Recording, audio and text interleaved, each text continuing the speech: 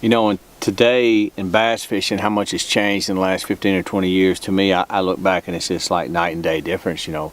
One of the biggest factors I see is social media. You have Snapchat, you got your Instagram, your Facebook, everything's out there. So everybody goes out on the water or goes to a pond can show themselves catching a fish. You can even set the frame up and make yourself even look better than what it really is, or you can brag about what you caught. I mean, we have guys out there that are truly YouTube sensation, that's all they do is make little videos for YouTube. And you know, then you have tournament fishing, you know, and I think a lot of guys try to ride that line of what, you know, I want to do them both. You can't be a YouTube sensation about bass fishing and yet be the most dominant anglers in the world, because they're two different things. To do that, when you go out doing these hero shots and all that, you have a script you're following by, and you're going out and filming and videoing this. I'm going to do this and with that. When you're tournament fishing, there is no script.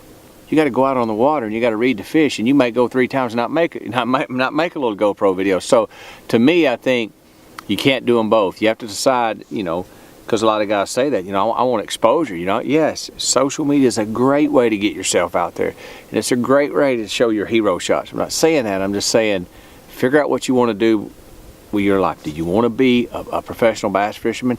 Do you think Van Dam or Ike and Nelly or myself spent their whole childhood trying to make a 30-second video about, you know, that didn't. These guys are spending every waking moment out here casting around the bank, figuring out how to get better, how to get better, how to get better. So you can't hardly walk that line.